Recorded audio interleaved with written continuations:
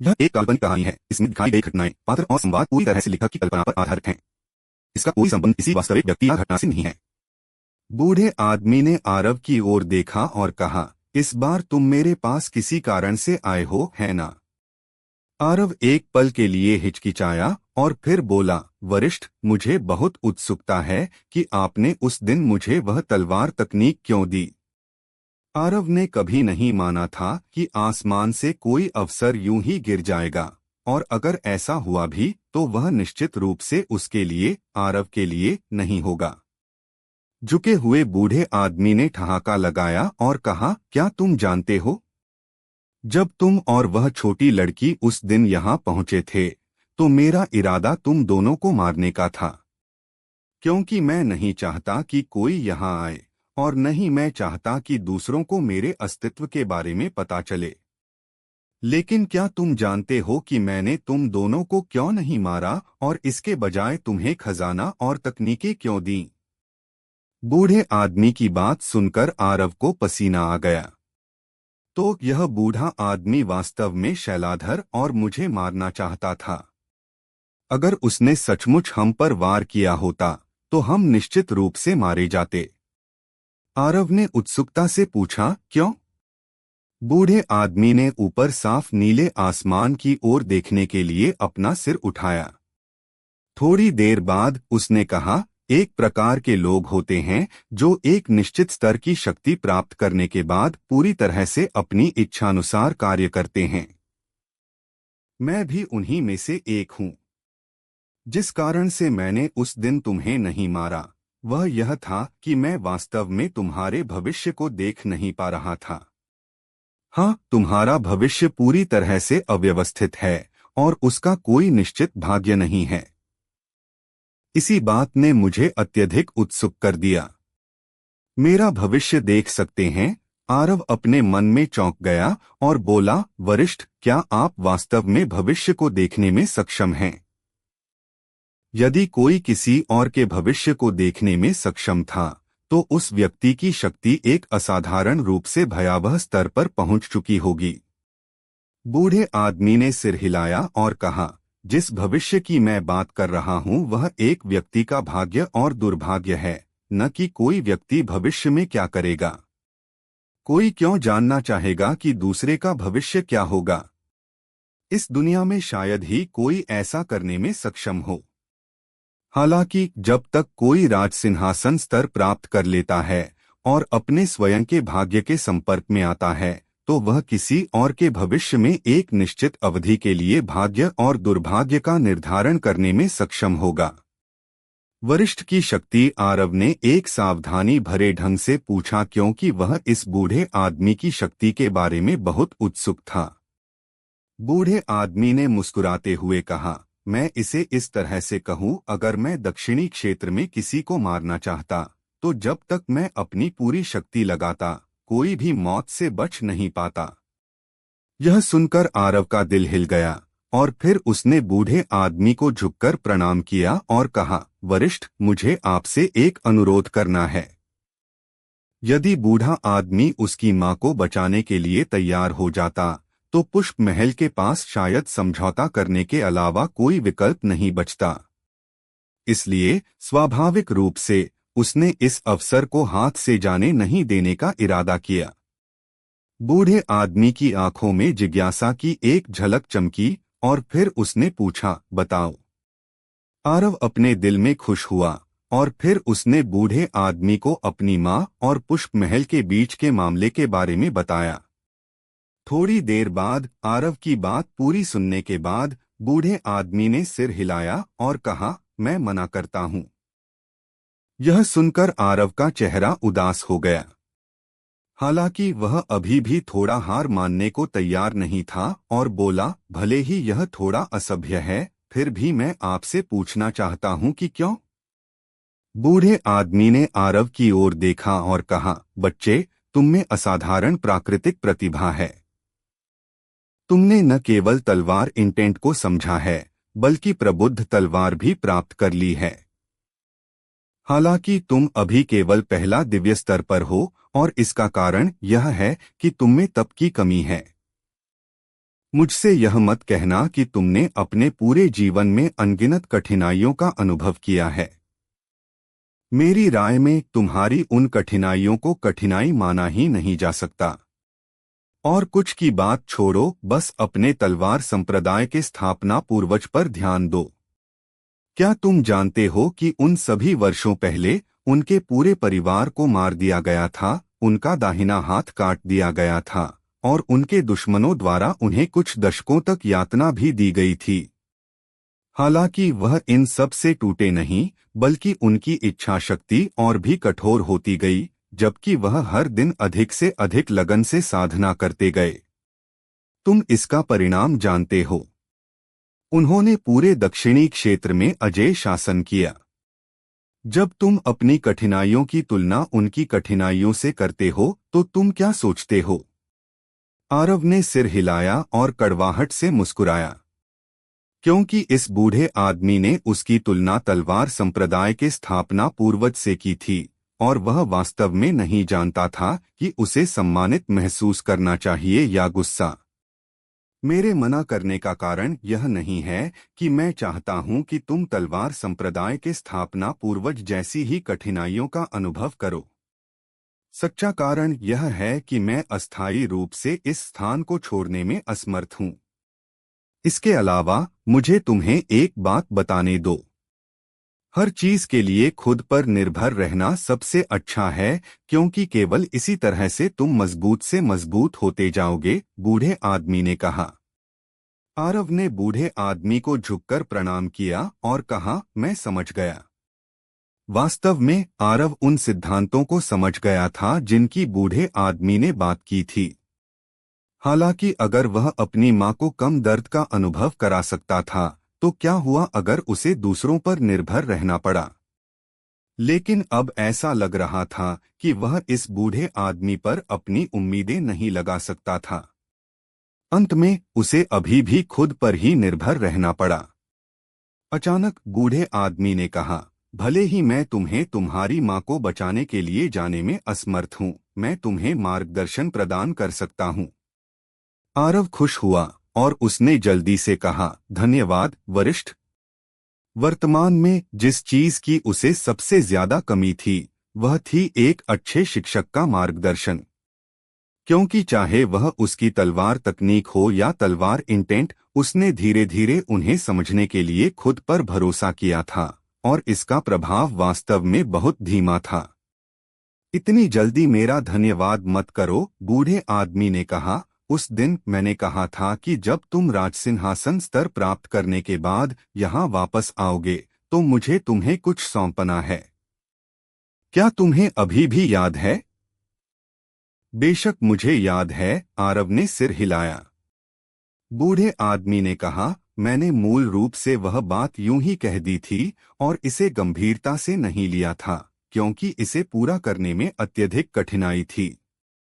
यह तो छोड़ो कि तुम राजसिंहासन स्तर प्राप्त कर पाओगे या नहीं, हो सकता है कि तुम राजसिंहासन स्तर प्राप्त करने के बाद भी इसे पूरा न कर पाओ।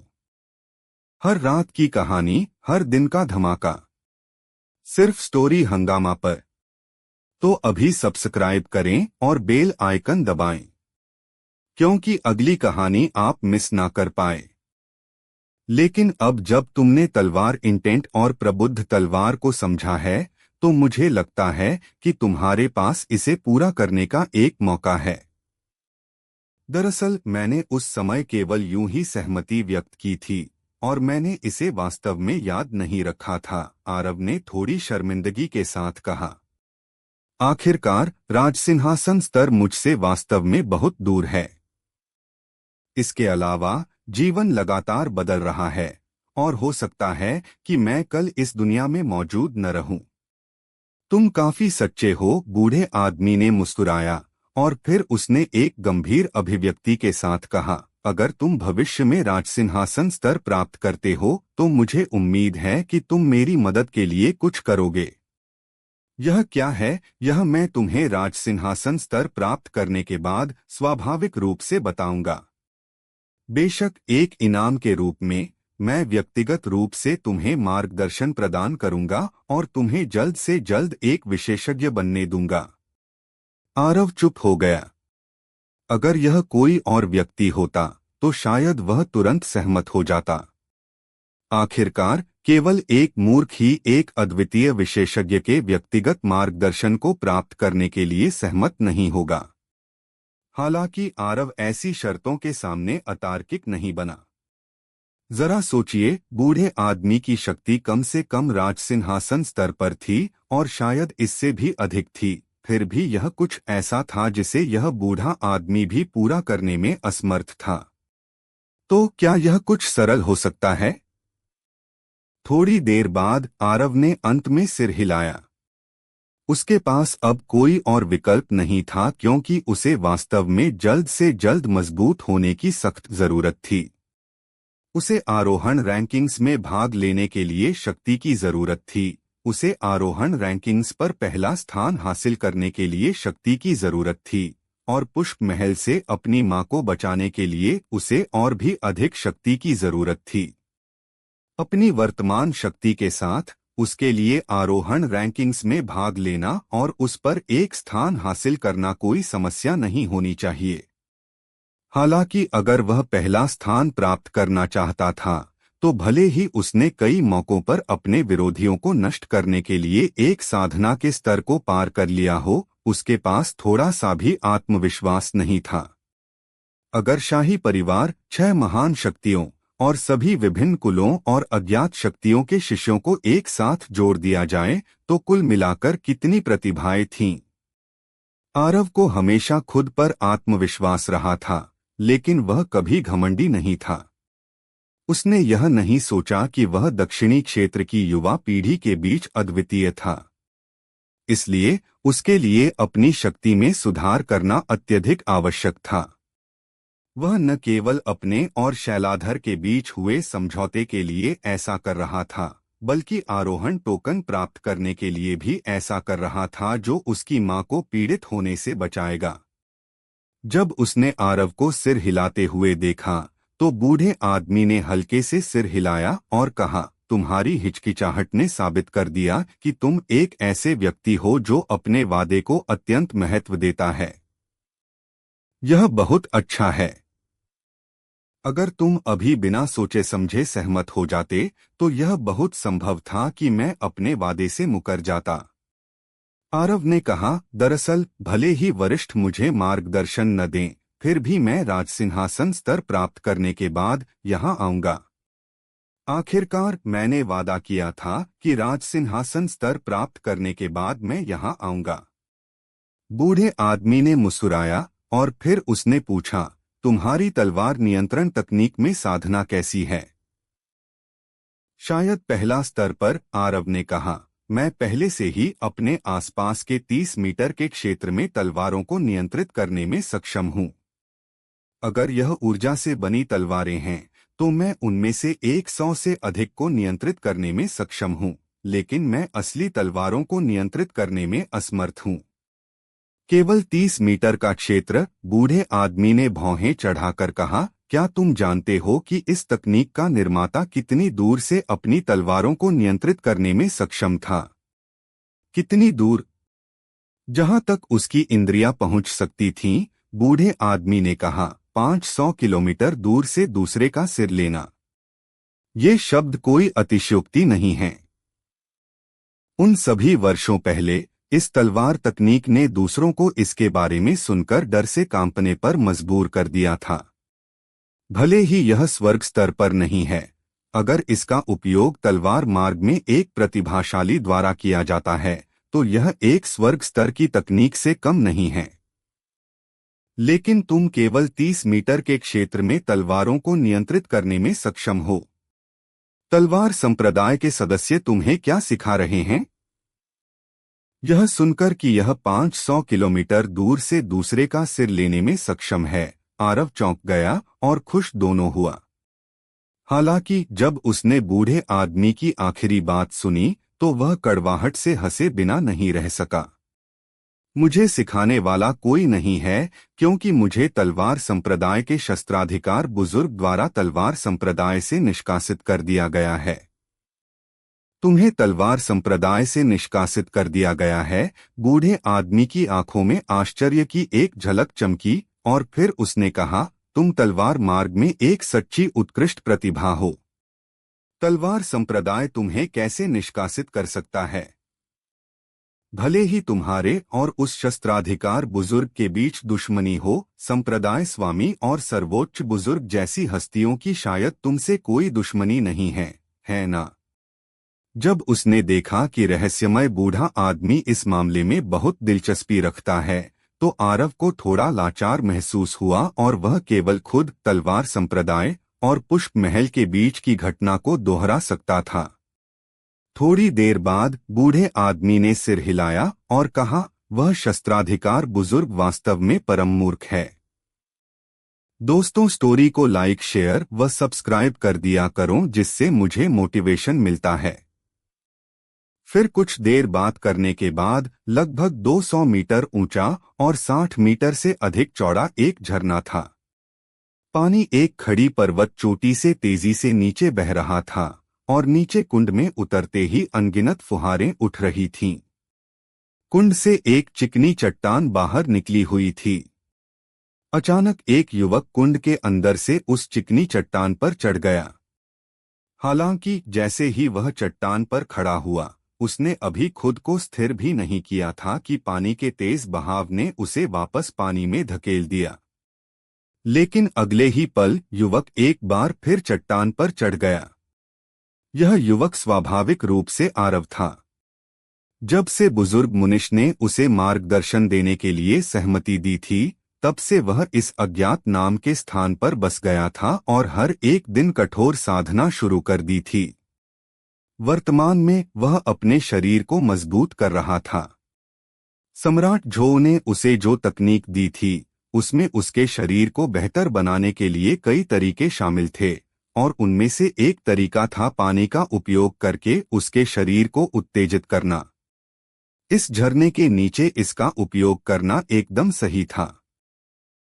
दरअसल बुजुर्ग मुनिश के पास एक और भी बेहतर तरीका था, लेकिन आरव वास्तव में अभी उस तरीके का उपयोग करने की हिम्मत नहीं कर रहा था, क्योंकि बुजुर्ग मुनिश का तरीका था नरक अग्नि का उपयोग करके उसके शरीर को ठीक करना। नरक अग्नि क्या थी? बुजुर्ग मुनिश के अनुसार वह एक उच्च श्रेणी के गूढ़ स्तर के खजाने को एक पल में राख में बदलने में सक्षम थी। जब उसने बुजुर्ग मुनिश से यह सुना, तो आरव ने तुरंत सिर हिलाया और मना कर दिया।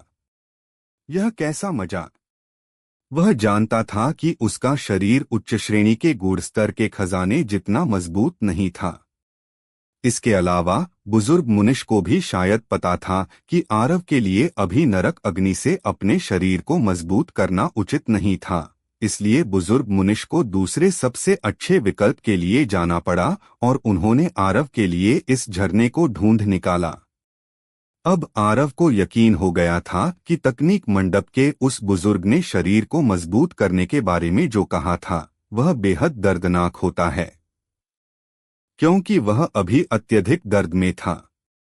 लगभग 200 मीटर तक नीचे बहने वाले झरने का दबाव वास्तव में एक विशाल चट्टान के वजन से कम नहीं था। सबसे महत्वपूर्ण बात यह थी कि वह गूढ़ ऊर्जा का उपयोग नहीं कर सकता था और केवल अपने शरीर की ताकत पर भरोसा करते हुए इसका सीधा सामना कर सकता था। बूम! आरव जैसे ही विशाल चट्टान पर खड़ा हुआ, पानी के बहाव ने उसे उड़ा दिया।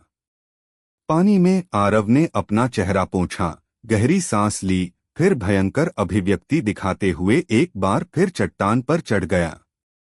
भले ही वह बार बार उड़ जाता, आरव यह महसूस कर पा रहा था कि झरने के बहते पानी से अनगिनत बार टकराने के बाद उसका शरीर धीरे धीरे बदलना शुरू हो रहा था।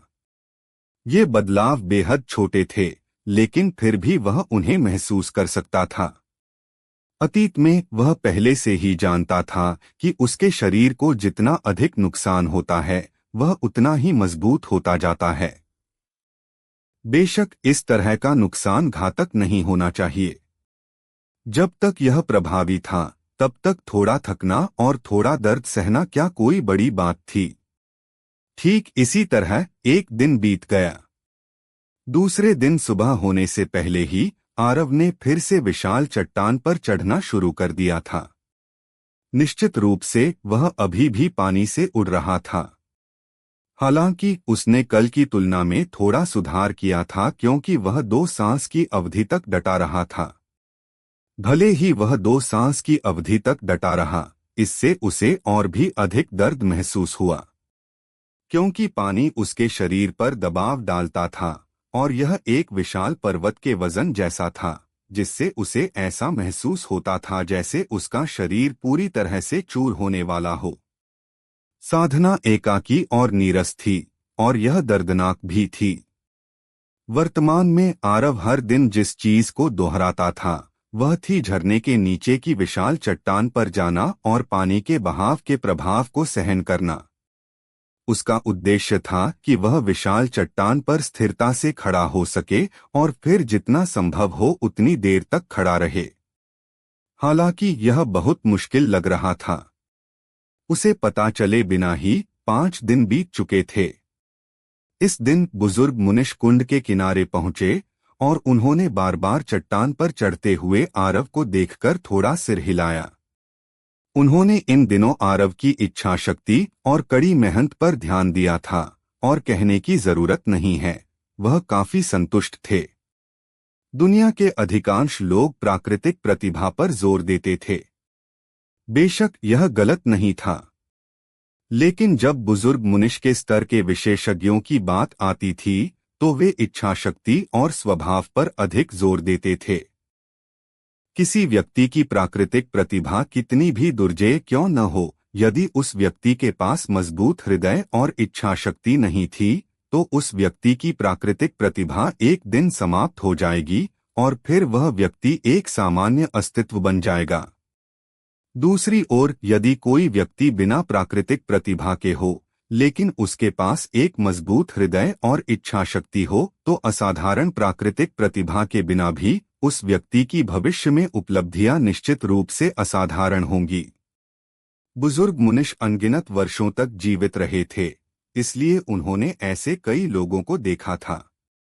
यह युवक जिसे आरव कहा जाता था, उसके पास न केवल भयानक प्राकृतिक प्रतिभा थी बल्कि उसके पास एक मजबूत हृदय और इच्छा शक्ति भी थी।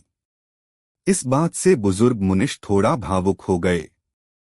इन 5 दिनों की अवधि के दौरान वह समय जब आरव चट्टान पर खड़ा रह पाता था लंबा और लंबा होता गया। दूसरे दिन की शुरुआत में 2 सांस की अवधि से वह अब 50 सांस की अवधि तक डटा रह पाता था। शायद यह दूसरों के लिए बहुत लंबा न हो, लेकिन आरव की राय में यह पहले से ही बहुत लंबा था। केवल वह व्यक्ति जो वहां खड़ा होता वही जानता होगा कि 50 सांस की अवधि तक डटे रहना कितना मुश्किल था। आरव कुंड से बाहर निकला और बुजुर्ग मुनिश के सामने आया। उसने अपने चेहरे पर पानी की बूंदें पोंछीं और कहा, बुजुर्ग मुनिश, आप आज यहाँ क्यों आए हैं? क्या आपको कुछ चाहिए? एक दूसरे के साथ कुछ दिनों तक रहने के बाद भले ही आरव बुजुर्ग मुनिश का नाम नहीं जानता था, वह जानता था कि इस बुजुर्ग का उपनाम मु था, इसलिए उसने बुजुर्ग मुनिश को सम्मानपूर्वक बुजुर्ग मुनिश कहकर संबोधित किया। बुजुर्ग मुनिश ने सिर हिलाया और कहा, तुम कुछ ही दिनों की छोटी अवधि के बाद 50 सांस की अवधि तक डटे रहने में सक्षम हो। बुरा नहीं, लेकिन शरीर को एक चक्र में धीरे धीरे सुधारा जाना चाहिए। यदि तुम बहुत जल्दबाजी में साधना करते हो और शरीर को पूरक बनाने के लिए तुम्हारे पास जड़ी बूटियां नहीं हैं, तो यह तुम्हारे शरीर के भीतर कुछ छिपी हुई चोटें छोड़ देगा। भले ही तुम उन्हें अभी महसूस न कर पाओ और यह सोचो कि यह ठीक है, लेकिन जब तुम भविष्य में राजसिंहासन स्तर में उन्नति करोगे तो ये छिपी हुई चोटें घातक होंगी। बुजुर्ग मुनिश, क्या आपके पास इसे हल करने का कोई तरीका है? आरव ने पूछा। भले ही सुनहरी गूढ़ ऊर्जा हर एक दिन उसके शरीर की मरम्मत करती थी, फिर भी वह महसूस कर सकता था कि उसके शरीर के भीतर कुछ अजीब लग रहा था। यह क्या अजीब था, वह इसका पता नहीं लगा पाया था। हालांकि जब उसने बुजुर्ग मुनिश को यह कहते सुना तो वह आखिरकार समझ गया कि ऐसा इसलिए था क्योंकि वह बहुत जल्दबाजी में साधना कर रहा था। बुजुर्ग मुनिश ने कुछ देर गहराई से सोचा, इससे पहले कि उन्होंने कहा, मेरे पास इसे हल करने का एक तरीका है। हालांकि तुम्हें कुछ दर्द सहना होगा। ठीक है, मुझे लगता है कि थोड़ा सा दर्द तुम्हारे लिए कुछ भी नहीं होगा। मेरे साथ आओ। किसी अज्ञात कारण से जब आरव ने बुजुर्ग मुनिश को सुना तो वह भयभीत महसूस हुआ। वह जानता था कि बुजुर्ग मुनिश ने जिस थोड़े से दर्द की बात की थी वह बिल्कुल भी थोड़ा नहीं था, क्योंकि जब बुजुर्ग मुनिश ने उस दिन नरक अग्नि का उपयोग करके उसके शरीर को मजबूत करने के बारे में बात की थी, तब भी बुजुर्ग मुनिश ने कहा था कि इससे बस थोड़ा सा दर्द होगा। बुजुर्ग मुनिश की कुटिया के सामने एक स्नान का टब था और वह हरे पानी से भरा हुआ था। जड़ी बूटियों की घनी खुशबू की लटें स्नान के टब के भीतर से बाहर निकल रही थीं। बेशक यह मुख्य बिंदु नहीं था, मुख्य बिंदु यह था कि टब के भीतर का पानी वास्तव में खौल रहा था। हाँ, यह खौलते पानी जैसा था और लगातार बुदबुदा रहा था। इसके अलावा इन सब का एक और भी महत्वपूर्ण बिंदु था। हरे पानी के अलावा स्नान के टब के भीतर कुछ धुंधली लपटें थीं, और ये लपटें वही नरक अग्नि थीं जो बुजुर्ग मुनिश ने पहले आरव को दिखाई थी। टब के सामने खड़े होकर आरव ने एक घूंट थूक निगला और फिर उसने बुजुर्ग मुनिश को देखा और थोड़ा अविश्वास के साथ बोला, बुजुर्ग मुनिश, आप मुझसे उसमें कूदने के लिए कह रहे हैं? बेशक, बुजुर्ग मुनिश ने सिर हिलाया। आरव कड़वाहट से हंसा। अगर यह सामान्य खौलता हुआ पानी होता तो वह अपने शरीर की ताकत से स्वाभाविक रूप से निडर होता। हालांकि जब यह नरक अग्नि थी तो यह अलग था। यह एक ऐसा अस्तित्व था जो गूढ़ स्तर के खजानों को भी पल भर में नष्ट कर सकता था। क्या यह हो सकता है कि यह बुजुर्ग मुझे मारने का इरादा रखता हो? कुछ दिन पहले तुम्हारे लिए नरक अग्नि से अपने शरीर को मजबूत करना वास्तव में अनुचित था। हालांकि इन पिछले कुछ दिनों के मजबूत होने के बाद तुम्हारा शरीर पहले से ही नरक अग्नि का विरोध करने में सक्षम है। बेशक यह उस स्थिति में है जब नरक अग्नि मेरे नियंत्रण में है। अंदर जाओ। नरक अग्नि और उन जड़ी बूटियों की सहायता से तुम्हारा शरीर मजबूत और मजबूत होता जाएगा, बुजुर्ग मुनिश ने कहा।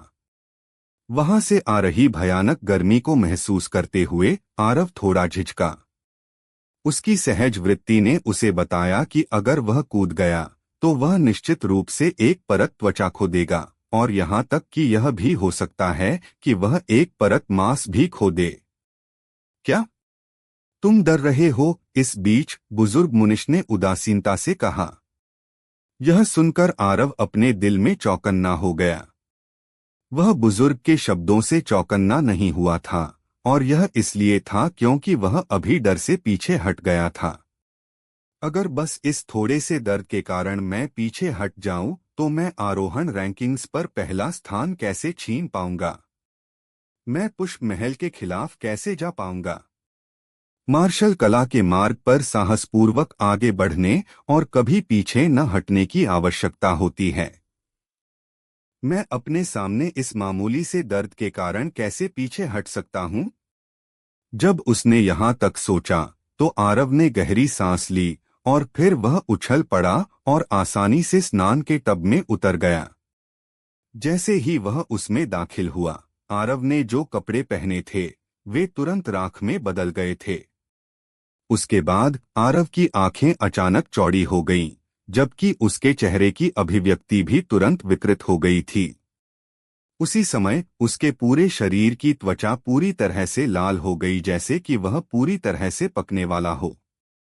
अब क्या होने वाला है आगे सुनते रहिए सर्वशक्तिमान हमारे चैनल स्टोरी हंगामा पर।